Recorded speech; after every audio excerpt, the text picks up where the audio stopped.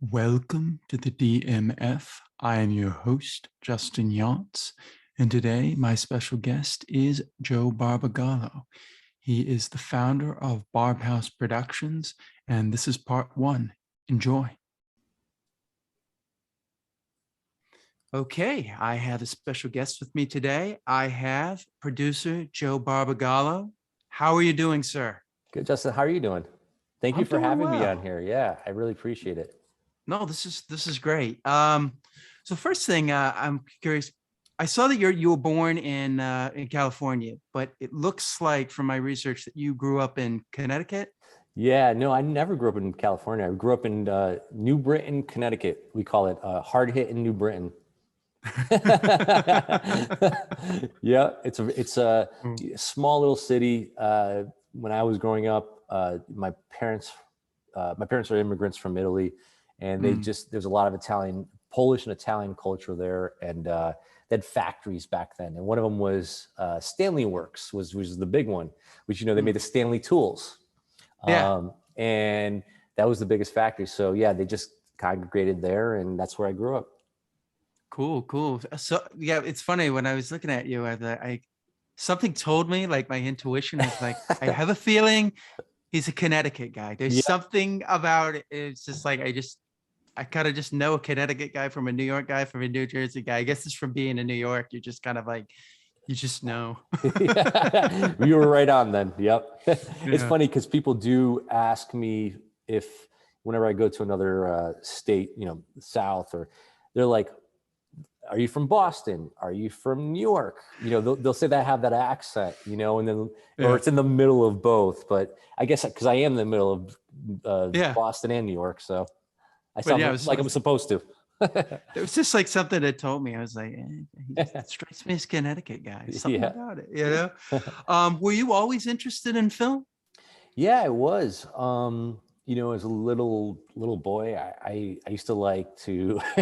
Maybe I shouldn't be sharing this on a podcast, in a video podcast, but I used to dress up all the time. I used to like be in costumes. I mean, the costume that I had was like an underwear on Same my here. head, an Same underwear. here. Yeah, yeah. So I'd Same have like here. underwear on my head, and that would be a helmet, or that would be something, a hat that was made Yeah. up. But I would or I'd mix match clothes and stuff of that nature. So I always knew I wanted to be in the film business or an actor, but where I grew up, I was in sports, and it wasn't it wasn't cool to be an actor, and Mm. I was really shy. I really was shy to put myself in front of people.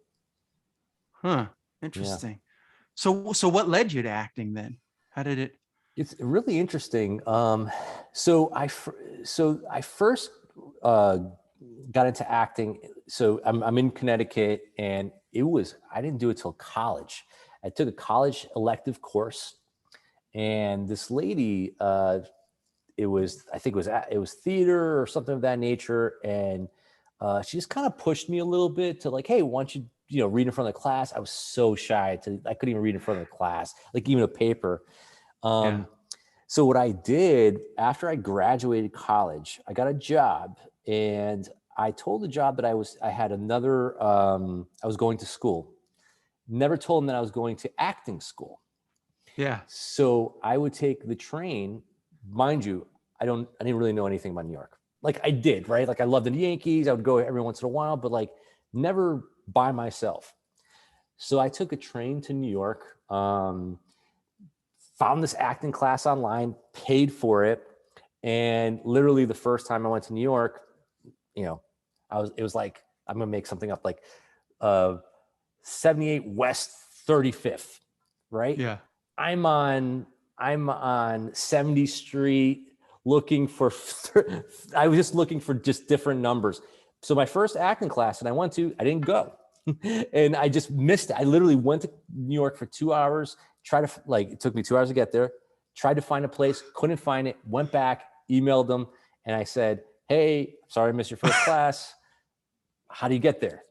Um, and then after that, I went to my second class, which was my first really, and they told me to get a script. Never read a script in my life, So I get a script, and the script, or just the sides, and I don't know if you know you obviously 12 Monkeys, the Brad Pitt Yeah. movie. Yeah. So I wanted to do the Brad Pitt character, 12 Monkeys. First time acting. Didn't learn my lines because I didn't know how to learn my lines. Yeah. Went in there, and it's like this bedroom or it was like not a bedroom, but it was like someone's house that they're doing. Yeah. Yeah, you probably know that people have like these acting studios in their homes. Yeah. And got there late, sweaty mess. Finally found the place, and it was my time to go up. And I didn't meet anybody, and everybody was sitting on the couch watching me, and they were like, I think at the time I felt they were skilled actors. It's like, you're up next. And I got on That was your punishment for being late. Yeah, exactly. I get there, and I'm like, I see myself on the screen, like, and so the director or the teacher and all the people, and I'm like looking at everybody, and I go, I'm not ready to do this. And they're like, just read the lines. I don't know if I want to do this. Like, I don't think I'm ready. By the way, he said, just read the lines, go ahead. I did so poorly. I saw myself. I thought I was like a really good looking guy before that part.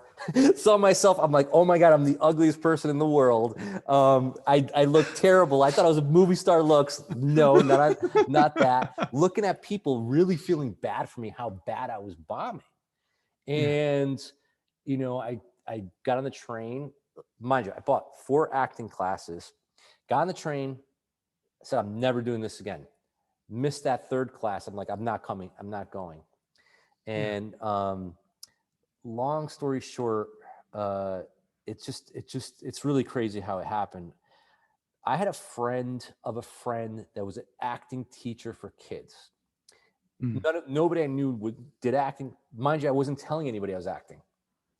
I didn't tell anybody. I was just going by myself that twice and only going once. He did an acting exercise with me. And I kept running the lines, and he's like, no. And he's a really nice guy. And I got him coffee, I bought him coffee. We're on a stage. It was really cool. We went to his stage, Hartford stage, actually. And we were on the stage, and he goes, Joe, this is a cup of coffee. I want your cup of coffee. This is yours. You want this coffee from me. And I said to him, okay. He's like, get it for me. And he made me, hey, can I have the coffee? Come on, give me the coffee. Come on, I want the coffee. And we went for so long, and I had respect for this guy. He was like 2 years older than me at the time. And all of a sudden, I just lost it. And I thought he was just messing with me. I'm like, give me the effing coffee. And what the hell? Like, this is BS and all that stuff. And he goes, you see right there? Now let's read the lines. And I swear to you, that changed my perception of acting. I went in the next week and killed it. And ever since then, I thought that, like, okay, I got this. But I almost quit. I almost quit millions of times, but I almost quit twice before I even started. Wow. Do you think that the parking spot, not finding a parking spot, that was kind of you just like wanting to quit, like a manifestation of the quitting type thing? Yeah, I see that I do that sometimes to myself, right? Like, you don't want to do something and you just put like obstacles in front of you. I think for me I thought I knew New York, but I just didn't know New York. Like, back then there was no Google Maps. There wasn't Google Maps back then. Or where was it, like in reality? You want to know where? Okay. Yeah, I know where it is. So not even close. I was on like the Upper West Side, and it was actually on Lexington and I think Amsterdam. Lexington and 26th, 25th. Okay. Yeah, it was like around there, and I was so far from that. I mean, I took. Now, you didn't drive or anything. You just took a train. I took a train from New Haven train station and just went to Grand Central and got out. I'm like, what do I do here? And I just I just got in the cab and like messed up. And he was just driving around. So yeah, that's funny. But you found it. That's such a cool story, though. Yeah, he was teaching you, like, the object. He was teaching you objective with Yep. the coffee. Yeah. So get me the coffee, and you just kept getting you till you were like really, really pissed off with them. And I understood after that, like I really did a great job, or at Yeah. least I felt good, right? At least that's Yeah. mine. And the teacher's like, wow. And then I went back for another, two times extra classes, so eight Was this classes. Terry Schreiber? No, this was Terry Schreiber was a little later on, and Okay. but Terry Schreiber was that was one of the best experiences of my life. Do you want to talk about Sure. Terry Schreiber now? Yeah, Let's talk about that. So and we could go back to me start a production company in Connecticut, because that's right after that I started a production company in Connecticut. But Terry Schreiber was maybe I would say 5 years later, maybe a little bit more. I was in New York at the time, and now I'm a New Yorker, and at least for five years. And I went into, I just researched. Actually, no, I was taking monologue classes, and I asked the guy if I wanted to take acting classes in New York, and I wanted a famous acting teacher. And he named 3 people, and he says, I don't know if these people still teach, but I would go if I was you to Terry Schreiber. He's such a nice guy. He's great. He's one of the best teachers I've ever had. So I went there, and I didn't think I was going to, because you have to audition to get into the school. And I didn't think I was going to get, I don't know. I thought that maybe I'll get into the school, but I didn't think I was going to get to Terry Schreiber. So I went for Terry Schreiber's class and, auditioned, and I got in. I don't know how I got in, because I didn't think I was that good at the time. And then after that class, I knew I wasn't that good at the time, because that class really changed acting for me for the rest of my life. Yeah. It was a tremendous experience for me. I would highly recommend it again.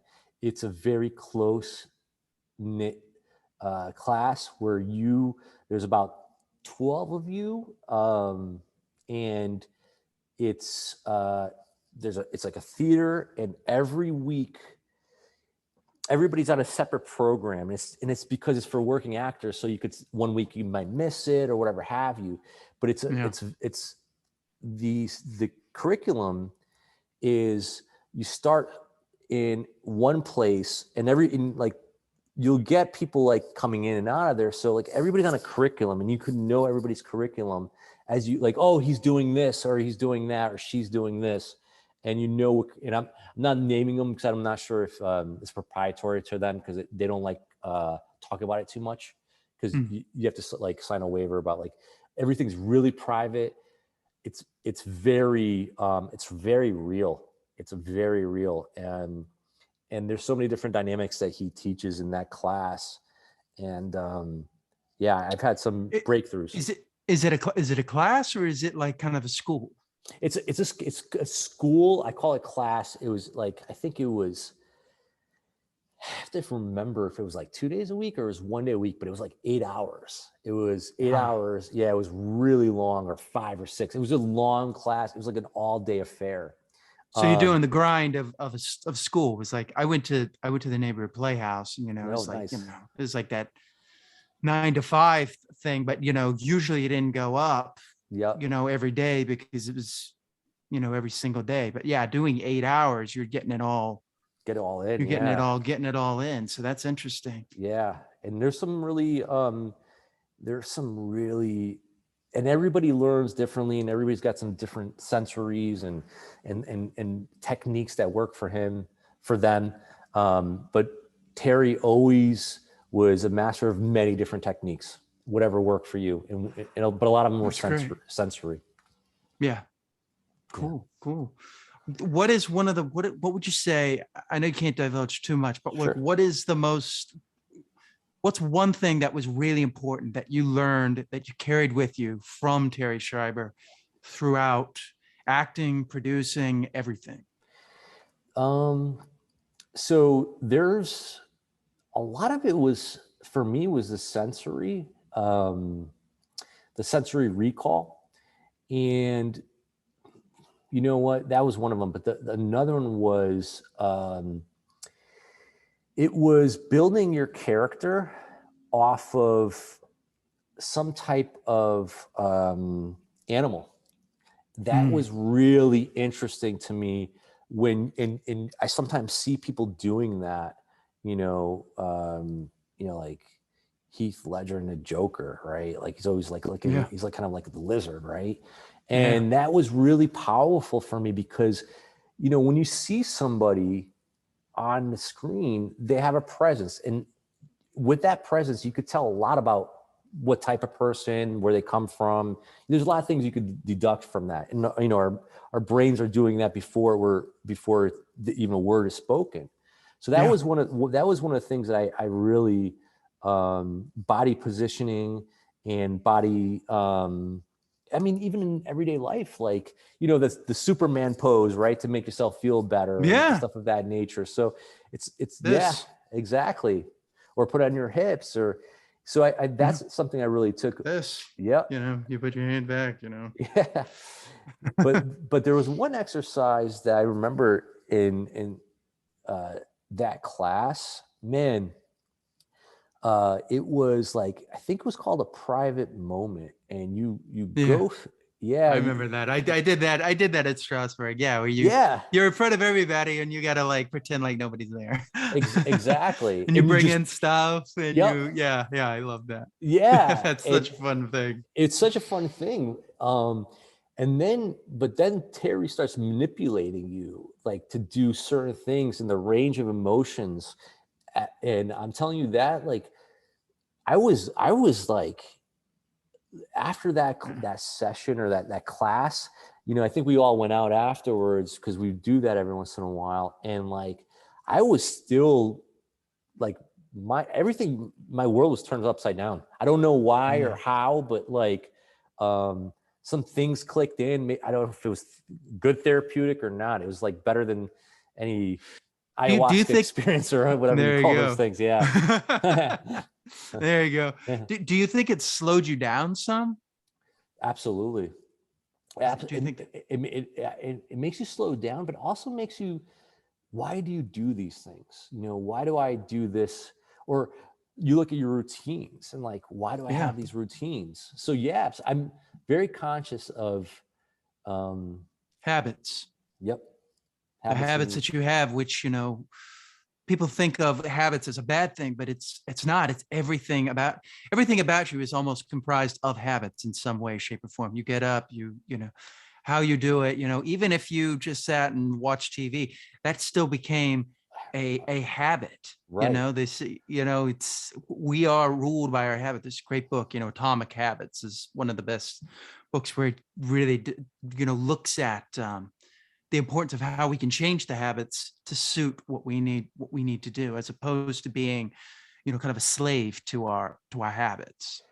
I would love to, I have to listen to this podcast one more time. I will send it to you. Don't worry about it. Thank you. I will send it to you. There's two books that I really like about habits. One is it's called Compound Effect. Yeah, Compound Effect. That's a great book.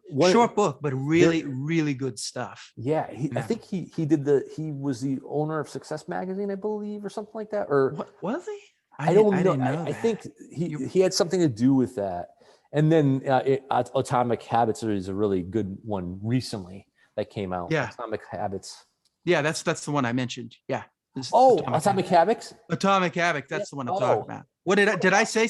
What did I say? Something else. You said something else. Did I say something else? No. You said something habits. I meant Atomic. Okay. If I did, perfect. Atomic Habits. I love that book too. So James Clear. James Clear. Yep. Such a great book. Yep. A Compound Effect. I mean, it talks about how, if you start meditating now, you don't know what that's going to manifest into later, because you're starting a process of changing things. Yeah. One of the things I've started doing is hypnosis and trying to learn how to hypnotize myself, which is fascinating stuff, but it takes a lot of patience. Just sitting in a chair. Yeah, is it working? I'll tell you, it is to a degree. Yeah, I'm sure to It's, you know, degrees. Yeah. I just started, but you know, I can, you know, what I want to be able to do is really give myself a trigger so that I could just tap into that and not have to do anything, which is Yeah. what a lot of us actors are already trying to do, you know, sensory. That's what we're kind of doing, is building a trigger. Yeah. And I'm just trying to figure out ways faster to it. It was Paul McKenna who started a lot of the Mhm. hypnosis thing. Yeah. You can buy his books. His books come with the meditation in there. You just like listen to it, and you know he's got you counting backwards, and you know before you know it, you're just like in this deep place that like you never thought you would ever be. You It's know, amazing. I'm all about that stuff. Yeah, I saw Like that Joe Dispenza. meditation. Oh, Joe Dispenza, Yeah, of you course. know, Yeah. which Why? is Yeah. really hard, you know. So I'm like, how can I zero in so I don't continue to wander off into, sometimes with meditation, you find yourself like wandering around. They say, well, just bring it back. And it's like, well, is there a way for me to just make it so that I don't wander anymore? And so I Yeah. don't like sit there and be like, how, what time is Yeah. it? Well, yeah, I see that I mean, yeah, you're Yeah. really big in meditation. I've been meditating for 14, 15 years now. Yeah. I mean, I don't know how nobody does. I mean, like, I same here. I preach it to everyone. I'm like, look, you want to change things? Just start with this. Just 5 minutes. 5 minutes. They won't even give you 5 minutes. They're Yeah. just like, oh, 5 minutes. I'm like, I do it for an hour. Come on. I'm just asking for 5 minutes of your Yeah. time Do you do it for to, an hour? I try to. With the Joe Wow. Dispenza, it makes you do it for Yeah. an hour. You're Yes. sitting there like waiting there for like 45 minutes. It's like, oh God, you know, and Yeah. it's like that. And then I found the hypnosis and I was like, okay, this can actually probably enhance this this stuff. Is I'm always trying to get to that, you know. I don't know if you're familiar with the levels, you know, there's theta level, there's Yes. alpha Yeah. level, and then there's the gamma level, which is Yep. what a lot of, you know, people like Gandhi were. This level that just, you know, you're seeing the world. You mentioned the Matrix in one of your interviews, and it's Yeah. like the Matrix is one of those movies that kind of like popped through, but a lot of it is real to Yes. what is Absolutely. actually, a lot of people are living in a matrix, a simulation that they've created of themselves. And Yep. in order to break that, you have to start seeing things differently. And that's why it's I'm very careful with like who I listen to and what I do. Is it's just like, you got to always ask yourself, is this coming from me or is this coming from an outside source? Am I Yeah. being led here, manipulated? I mean, commercials, everything. They're using in some ways indirect hypnosis without Yeah. people even realizing it. Yep. Just the way, you know, everything is. But yeah, I'm all into that. Let's yeah, finish. No, before I have to, like, we have to talk about this Oh, offline don't because worry. I'm Oh, so don't worry. We will. We will. I started, which is kind of the same uh kind of same realm. I have got a book on channeling. Ooh, Yeah. what's the book? I don't remember the name. It's one of the You give me best that. books of channeling from what people have told me. I did that. I read that maybe 6 months ago. And it's really so interesting. Can't say I'm probably like, a Yeah. beginner. Like, I did Intermediate, experience I guess you'd say. intermediate. I experienced like out of the few times that I did it, like a fraction of something, Yeah. and don't know if what it was. It could have been anything, but Yeah. it's on the same realm, Yeah. or maybe not the same realm, but kind of the same realm physically. But yeah, it's like it's getting to that thing because with everything around us, technology and everything, we haven't really caught up to that world of how fast technology has moved. And it's left this kind of lull where like now we're just, I mean, you see, it's so easy to just go on Instagram and just Scroll. scroll and think you're doing something. Yeah. You feel like, oh yeah, you're like, and you've got to, you know, step away from that and be like, no, I'm just going like this down the thing. I mean, if you're messaging people, yeah, I guess that's the way to do it. But it's very easy to just be like, it's almost like the way a gambler is, like when it's just like, oh, what's the next thing gonna do? Right. And you're like, I got to see the next thing, and it's like, no, you don't. Well, You don't need to see the next they thing. have. I mean, all these companies have people that are behavioral psychologists that know human behavior, and they want to Yeah. go right into the monkey mind. Click. How long can I get you to It's keep clicking? designed. Yeah, it's Yeah, designed for designed us for to that. be attacked. Exactly. And it's like this Instagram has a lot of, like screenshots of films, and I'll look at that and be like, ooh, Yep. top noir film shots. Yep. And then you're just Exactly. being sitting there like 20 minutes. It's like, or books, like 25 best books on Yep. meditation or something. I'll just pick, Now, oh, what is this? It's usually the same books, but yep. sometimes I'll be like surprised. It's like, it's just like, Well, the cool thing is, right? Yes, we're still monkeys and stuff, but the yeah, one thing about it is if we could cultivate as much as we can, what we see, even with yeah, Instagram, right? So you're like, what you're telling me is like the books and the films, yeah. right? Like that's great and cool, because there's certain things that I'm like, oh my gosh, I didn't know about this, or wow, I want to deep dive Yeah, into. it's great. It's great stuff that you're learning, but it's like, but it's also designed to keep you on there so that you're not really in control. You're just like that would be an interesting experiment. Have somebody sit there and be like, okay, you can go on Instagram and you can spend as much time as you want. Right. Let's see how long like the average that person would do. It'd be like probably like 8 hours. Yeah, I can Oh imagine. yeah, I gotta eat. And it's scary. But Yeah, yeah, that's why I think meditation is the most important thing, because absolutely. it stops you so that you can, to quote Ferris Bueller, look around every once in a while. Because it's like you could just keep going forward, even in life. Yep. I was listening to Katie Lotz, who plays Sarah Lance on the Michael Rosenbaum. She was telling me, she said, like, you got to take control of your life, because otherwise you're just gonna go in one direction, and it's like, is that the direction you want to go? Yeah. And it's very, you could see that in acting and just be like, oh, just keep doing this. I'm making money at it, but it's like, but is this fulfilling you creatively? That's what I think I think everything in life is like that Yeah, as well. Is they do that analogy of the plane, right? Like a yeah, plane, is going from here from New York to California, right? And it's not a straight line. And all the time, right? Because of the wind and everything, it's always has to recalibrate, right? If it didn't recalibrate, it wouldn't go to California, because so many factors are outside of its control. You have to always recalibrate. I yeah, think you should do that with your life, and even this tough yeah, business of acting. I mean, in acting is just like, who's going to give me my next part next, and I'll just do. yeah, Anybody says yes, I'm doing it. It's yeah. hard after a while to be Although, like, although you got to be careful with that. I made the mistake of of agreeing to something, and I like read. I was like, oh my God, what is this? and I couldn't get out of it. I even told him, I said, listen, I'm gonna have to change every single one of your lines. And I was like, oh, that's gonna be a deal breaker. There's no way he's gonna go. I was like, oh no, that's okay. And I was just, oh I'm man, stuck. I'm stuck. There's nothing I can do. Like, Yeah. It's like if I tell him that, it's like, okay, there's nothing you can do about it. But yeah, it's true. You gotta like recalibrate.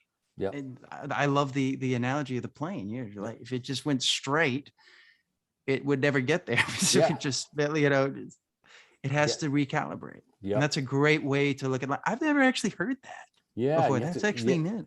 Yeah. You have to recalibrate. I mean, you could put it on autopilot, but it's always has to recalibrate all the time because of the winds, or if the wind's coming Yeah. this way, and you don't go in a straight line, you go around or underneath, Yeah. and every time it's always recalibrating to be like, all right, 10,000 feet, whatever, Yeah. I don't know how the feet for in an airplane, but Yeah. but yes, it's and in life you have to recalibrate. I mean, I personally like to think I recalibrate, on Sundays, but Yeah. I every 3 to 6 months, I really like to spend a whole day and just like looking where I'm at and Yeah. seeing what makes me happy. There's certain behaviors that actually make me unhappy, or Yeah. certain things that I think that I like and actually I really don't like. You Yeah, know, you like, could be like you could be stuck on the news or something. That's something a lot of people do, and it's like you don't have to listen to it. don't, You know, yeah, you could just turn it off. yeah, You know, I, it's not going away, and you'll find out about it sooner or later. You know, even if yeah, you don't. I don't do But news. I I do try not. not to do it either. I try to look at like some of the headlines and then kind of Yes, just take it out get out. and think about it and be like, okay, is this person leading me to this conclusion, or am I actually coming to this conclusion? Absolutely. Which I think is not what a lot of people are doing. They're looking at news. They're just like kind of like, it's like, yeah, you're right. He's Yeah, right. yeah, yep, Let's go. Let's, yep. you know, it's like, let's fight, you know, it's like, it's always combatatory, you know, It's us. It's coming us. in there. Us against Us them. against, I don't there even you know go. who's them, but oh, it's us. Yeah. I have to protect us. I have to go after Yeah. them. You know, who's them? It's tapping into that thing, us against them type of thing, which is just built into human beings is It's tribal. I mean, we are tribal, yeah. and it doesn't. You know, it could be, you know, the tribalness could be from anywhere from you know, my state, my college, my, you know, where I am from. Your sports team. Yeah, It's exactly. be like, look at the Yankees and the Red Sox. Yeah. I mean, I there are hate people them. there are people that actually like get physical about that. It's Exactly. like, it's just, at the end of the day, it's just a game. And yeah, do you think that these people that are making multi-millions really care about like you Oh, fighting they for know. them? Yeah, like they're doing their things, and you know, Yeah. it's gonna take like it gets bigger than that wider net as us, right? Like if we ever find out about aliens and something of that Yeah. nature outside, then it's us, right? Us is all Earth. Yeah. Oh, now my tribe is much bigger. You know, it's all Yeah, well, us. I mean, what are we going to do about, you know, AI that's like right at the doorstep? I Us, mean, like humankind, we yeah. we can barely handle human beings. I mean, I could see it now. It's like, do you employ robots or do you not employ robots? That'll be like that'll be the new political thing. Exactly. Like, do you employ robots or do you not employ robots? Yep. I could see that happening as well. Yeah. You know, it's just this consistent argument. And it's like, you got to step back and be like, see the forest through the trees and be like, what is the pattern that is going here, as opposed to just, you know, reacting. That's what I wanted to say. Fight or flight. A lot of people are still in that mode of fight or flight, which is what meditation will get you out of, is that idea of like, I gotta do this. It's like, no, step back, let things happen. Right. Don't you're going to continue to work toward them, but enjoy what's happening. Don't just, you know, be like, oh God, when I get, it's like so many people will chase the sunset. It's like, oh, I'll be happy when I get there. It's like, no, if you're not happy now, you're not going to be happy with more. You got to be happy now. And then you'll be happy with that. Otherwise, it's just going to be, you're just chasing stuff. You'll get there and be like, I need this too. You know, it's like, you know, $1 billion's not enough. I need 2 billion, you know, like 3 billion, you know, it's like, it's a never ending circle. And you've got to be able to stop and say enough is enough, or what is it that I want? You know, it kind of goes line, and I'm going to probably butcher this parable, but I'm going to, there's this guy, you know, very wealthy businessman, goes to a tropical island and he sees some guy just fishing, and he's fishing and he's getting a couple fish and bringing it home to his family. And, you know, he would just do that. He gets just enough for his family and he seems happy and he plays a guitar and he's just, you know, he's loving life.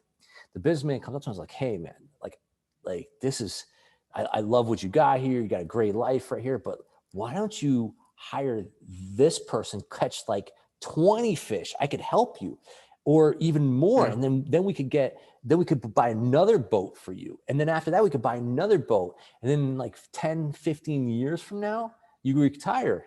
And the guy goes, to do what? He goes, I don't know. You can do anything you want. He goes, I am. I am right now. There you go. He missed the whole point of the fact that this is what he wants to do. Yeah. He's not doing this to attain to build to something else. He's not building a business. He's just like, this is what I want to do. Right. So who's the rich person really in that? Exactly. You know, this guy was killing himself in his city and working, and he's like, in 30 years from now, I'm going to retire and do what this guy is doing already. He's like, the guy's doing it. You could do it right now. Yeah, it's a scary thing you see on Instagram. They're just like, okay, you can retire at this time, and you ask the important questions, like, to do what?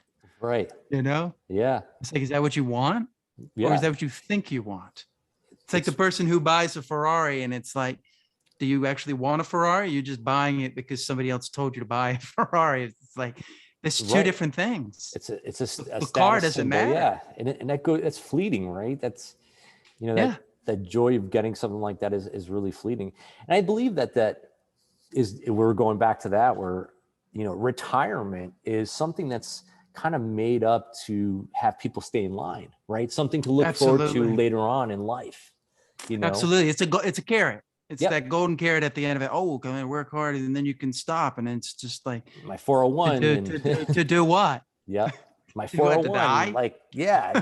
And you know, if you know, at 68, you can retire, and then you get your Social Security, and then you have all your benefits and all that stuff. And, you know, so yeah. It's like, do you want everything so planned out that like there's nothing that, you know, that's another thing. If you plan out so much of everything, it makes it almost impossible for new things to come in, because you've blocked out everything. Absolutely. Like, well, this is the plan. I'm gonna go here, and it's like, you know, well, if this happened, maybe you get there faster, or maybe this will help. This will make you. It'll be easier. You know, being open is, I think, the most important thing that we can be, is if we can just be open to different sides and different ideas, instead of always taking this hard-edged opinion. Yep. You know, even the thing with the Star Wars, I mean, it's hard for us, you know, to sit there and, you know, see what they're doing. But if you can look back at it and be like, maybe I don't see all the pieces. Right. Although it's very hard for me to say. Yeah, me too. So getting back to you now, I saw the G.I. Joe short film, Operation Red Retrieval by Mark Chang. Talk a little bit about that. Yeah. So, man, you know, it's funny. You're talking about being open, right? Like Mark Chang, so after Terry Schreiber, no, it was actually, sorry, after the acting classes, I came back to Connecticut, and there's not much acting there. But I started auditioning, and I would come to New York City and audition. And I booked like, in the beginning, I'm like, man, this is going to be like, I'm going to be a superstar. I booked like the first 3 auditions out of 4 my first time. Like, and after that, it was just like, never like that ever again. Yeah. And one of them was for Mark Chang, and it was a sci-fi action film. And it was a short sci-fi action film. And man, this guy, he built a spaceship in his basement of his condo. And I'm like, and he's got his wife like holding auditions with him. And I was just like, man, this is awesome. And then we made the film. It was one of the most fun, cool films I've ever did in my life. It was like a week of shooting, and it was in New Brunswick, New Jersey, or around there. And it was just like, I had such a blast. And then, you know, it's funny because this happens to me a lot in acting. I always get like a pretty small part, and then that part grows exponentially. You know, it's like, okay, it's like this, you know, it was supposed to be this dumb guy that's like, you know, just kind of like blast people and whatever have you. And then it became a little bit more than that, like the Joker that has some kind of feelings as well at the end. And one day, Mark, he's like, hey man, you want to do another film with me? And I'm like, sure. He's like, it's a G.I. Joe film. I'm like, what? He's like, yeah, I'm doing it. I'm like, yeah. Like, which character am I playing? And you know, I wanted to play the, you know, Flint or what, someone like that. But Snake Eyes, right? But I, you know, I don't move that well. So I played Beachhead, and he was the one that I knew the least about, actually, that I could remember. I remember him, but like, I was like, I'm like, for Mark, I'm like, yeah, I'll do whatever, man, whatever you want me to do. And during that time, I kind of, in the middle of it, kind of was like, man, I would love to do this. You know, I would love to have a production company with Mark, man, because he's like I just like working with him. I love what he's doing. I love action. I love sci-fi. It's my favorite. And we made G.I. Joe, that fan film, and it went viral. Yeah. And you know, it went under 1 million views, but like back then there was like no, you don't buy your views, or there's just like, it just was organically. We're just like, what? We have 300 something thousand in a week. And we're just like, how, you know? And that caught the attention of the creator of G.I. Joe, well, at least the mythology, Larry Hama, the comic book writer. And and he reached out. I don't remember if he reached out to Mark or Mark reached out to him. And during that time, also one of the G.I. Joe, the first G.I. Joe film, or second G.I. Joe film that they made, the director reached out to us on Twitter saying, "Great job, guys." And we're just like, oh my gosh. Yeah. And that was the initiation of my production company with Mark to make Ghost Source Zero. And we worked with Larry Hama on that one as well. Well, that's what I was gonna ask you. Is that how you got it? That's how you got into producing? I got into producing a little bit earlier, because my first film was in Connecticut, and it was like weird because there was nothing in Connecticut, and it was like a town over, which was crazy. And I got the lead role of this short film that, man, it's like one of my favorite films too. It's called The Briefcase, and I'm this guy that it's a really cool story. He read it. The director, producer, writer read a story about some guy that because he was some bookies made him rob a bank, and he pretty much changed his whole outfit, and he just flipped the whole story around. He's like this kind of loser gambling young kid, but he just literally flipped the switch. He went from like a broke loser to getting that money, making it right, and for some reason running into him more money and starting his life out to be an actor in LA, going to LA. So because of that, I saw before me and Mark had a production company. I had a production company in Connecticut, because during that short film, like, I was a lead character, but like when I wasn't acting, I would be holding the boom mic, or I would be like, in like, I've never done, I'm like, where do I point this? And you know, I would just be helping out, and I'd PA, or I would do whatever it took. So I was like, okay, I know how to do, I would love to produce. And, you know, since I've been in Connecticut, there's nothing going on here. So like, let me make more stuff. And then, you know, flash forward like 5 to 6 years later, after the success of G.I. Joe fan film, and we started, you know, Ghost Source Zero, we started a production company called Planet Nerd Rage. And it was Mark and I, and man, we started you know, my first producing gig, it was the first feature film was that one. And like, you know, I didn't know what I was doing at all. Like, I was trying to raise money, and like, yeah, this is $20 million. I'm like, yeah, I'm gonna raise $20 million, or this is $1 million. And, you know, it was so funny, like, but we just did it. And then we put it on Kickstarter and raised 90 something thousand altogether, 130 or 50,000 to make this feature film that, that is one of my proudest moments, you know, lead character, but producing this film that, you know, that, you know, that still gets shown in international territories. Yeah, you can watch it on YouTube. Ghost Source Zero. I mean, as I said, it reminded me, the beginning reminded me a little bit of Akira. Yeah. And then as it went going, it started, you know, reminding me a little bit of Ghost in the Shell. So it's like, was that where some of those inspirations for it? Absolutely. Right. And I give Mark, I give absolutely Mark credit for all that. I think he, I mean, he wrote that because he watched those Yeah. films, but also I think the comic books too. There was Yeah. The comic books manga. Yeah. yeah. And and I was like, man, this stuff is incredible. The lines that were in there, like, I'm like, it was just, yeah, it was just really impressive.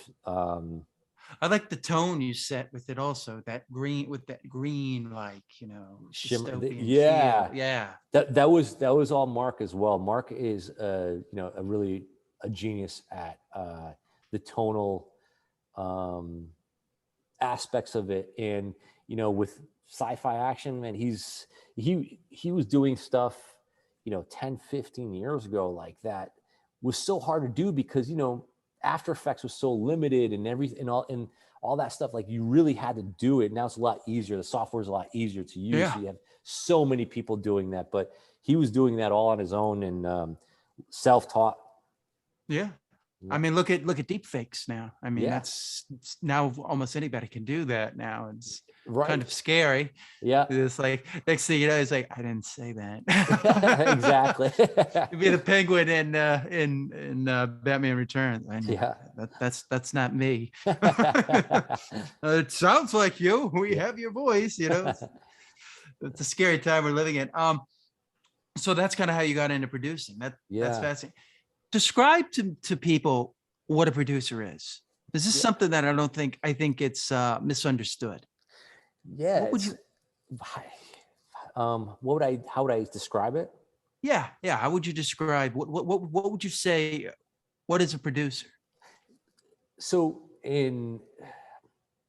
I think a producer, to make it like a real clear analogy for maybe business people or whatever have you, um, you're a solo entrepreneur at first. You're an Mm, entrepreneur, and every film is a new business, and where you have to hire certain people with certain skill sets to make that happen. You have to raise capital. You have to do everything a part of that film.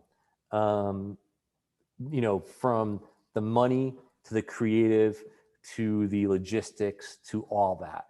And I think that, you are the owner of this thing from the inception mm, till forever. Because I'm still dealing with stuff for Ghost or Zero, 10 years ago yeah. or something of that nature, all the films.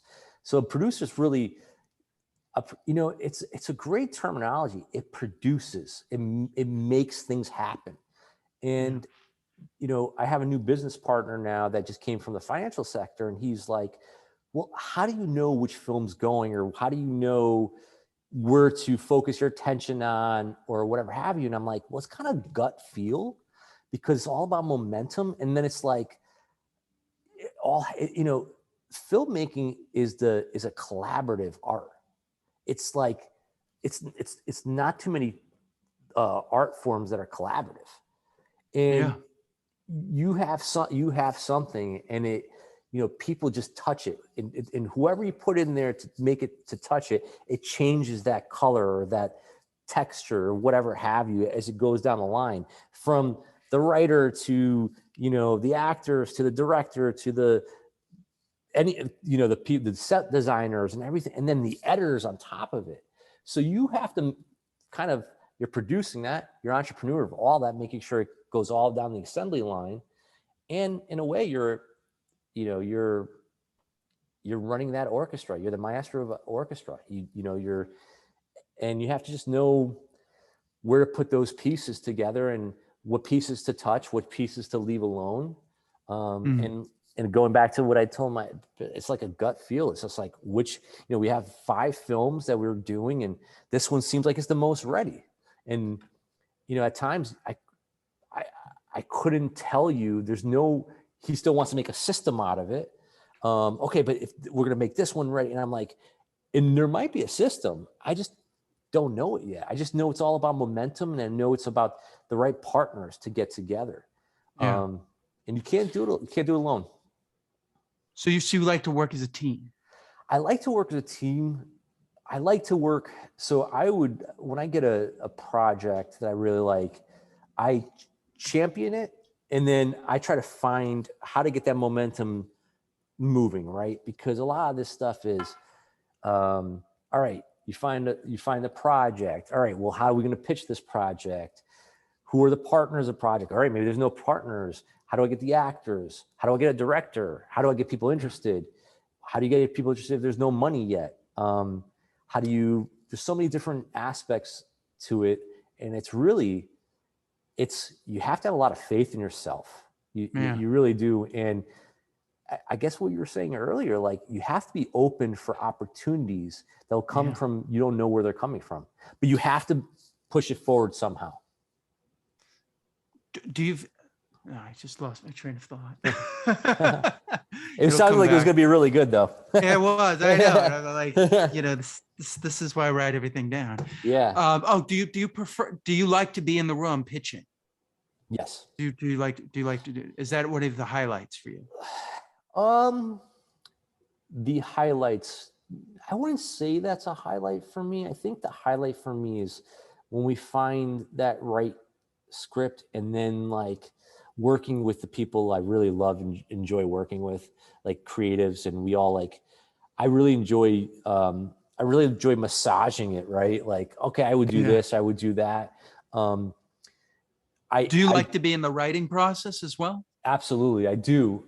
But I don't do it where like it's going to, I'd like to orchestrate a bunch of people working toward a creative process without hurting someone's ego or just kind of. So you don't like to micromanage it. You kind of like delegate it and be like, let me come back. And what do you need from me? Yeah. You're not the producer coming on to set while the actors are, being directed by the director, and you pull them aside and say, don't do it like that. Do it Absolutely not. No, I'm not. I was reading about that, how like, was it Neil Marshall was talking about, he's doing Hellboy. Like there were these producers coming over and talking to the actors and giving them direction on how to play the scene when he just gave them direction. It was like, no, I'm the opposite. I know I'm the absolute opposite. I come in when I come in to help.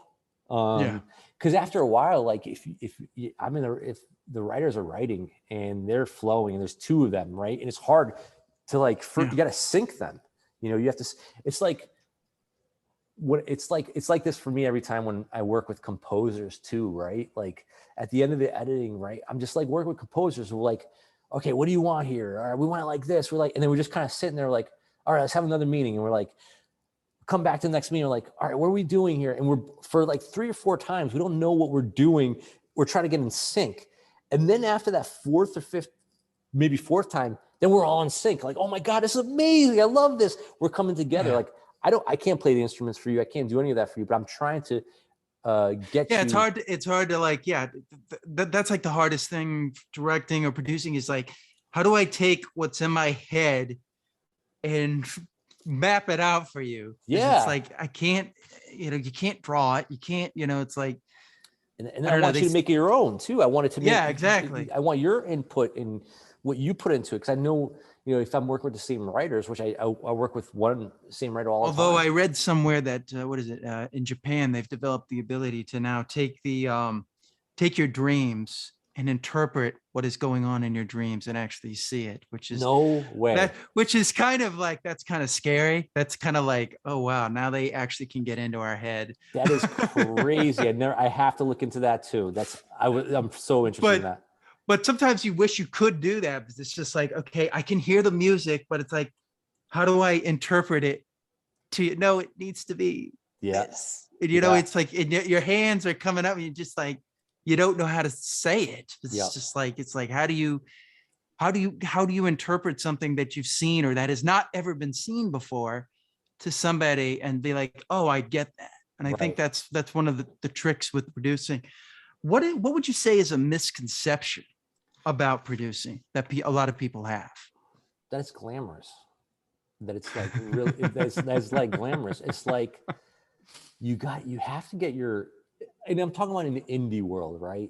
Yeah. You have to get your hands dirty. Like, I mean, No, talking about like Dwayne Johnson putting his producing credit on yeah, the dog movie. yeah, exactly. It's not like that. I mean, at least, and as you look at, when you're a producer, you could really, when you look at a film screen and at the end titles, you're like, all right, these people are the ones that were on set doing stuff, and then these are people that either put money or they were just like someone's, husband or wife or whatever have you, and stuff of that Although, nature. to be fair, Spielberg, produced Back to the Future. That's why a lot of people think that, Back to the Future is Spielberg's movie, but it's He more it. Robert Zemeckis. Yeah. But he was very key in that film. Like, you could tell he was like on set and everything. Yeah, absolutely. They made the decision to take out what's his name and bring in Michael J. Fox. Because, what's his name wasn't working. I forget his name. Eric Stoltz, who originally, he shot like 4 weeks of shooting, and they fired him, and it made the whole cast scared. Because they're like, "Are we gonna get fired now too? Is everything?" Although if you see it, it's kind of a different film what he's doing, because he's more being realistic, whereas they're going for that kind of not sitcom, but like comedy. That there's a balance that Back to the Future does, where it's like the comedy and the drama, and it's all. Zemeckis is really good at that. If you look at Romancing the Stone or Forrest Gump, he's very good at keeping it flowing. Especially those early movies. So I could see why he got rid of him. It's sad for Stoltz, but one last thing about the thing. So describe to me. So how would you say producing work? Does it start with a script first? What is the beginning phases? An idea? It could be both. It could be both. It could be an idea, and usually that's like, I'm passionate about that. How can I get the writer to write this, or myself? And usually, because I'm, I know my limitations with habits and rituals. So I'll always, if I want to write something, I have to write it with somebody, because I know I won't let that person down.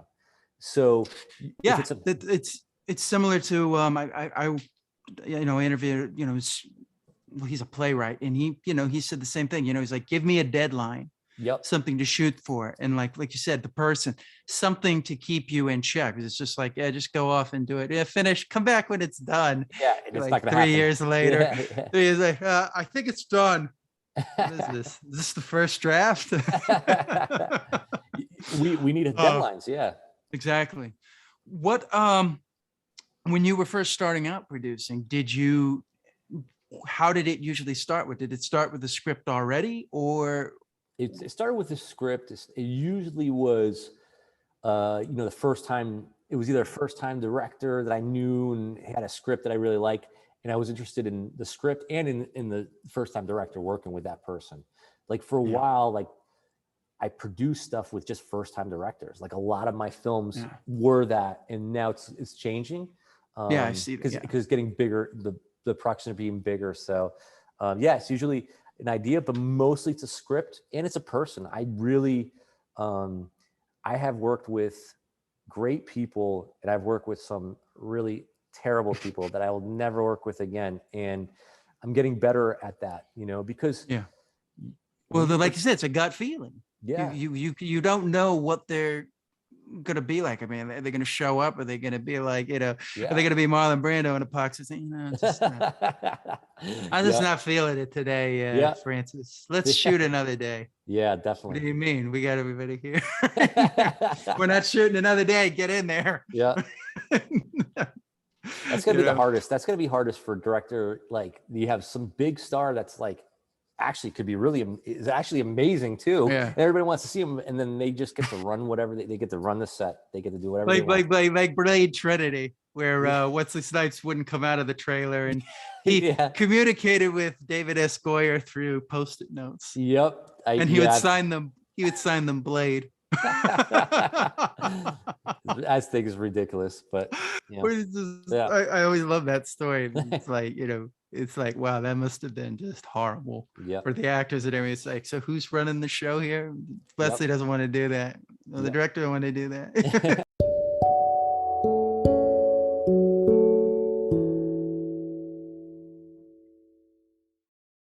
Okay, that about does it for my interview with Joe Barbagallo. Once again, Joe Barbagallo. This is the end of part 1. Stay tuned for part 2. You can find Joe at Joe_Barbagallo on Instagram and check out his website, barbhouseproductions.com. And yes, once again, wonderful interview. Thank you for listening. As always, you can find me at Justin Yance. And if you have any comments, please send them my way on Instagram. I'd love to introduce. And tell me who you would like me to interview. And I will see you next time on the DMF.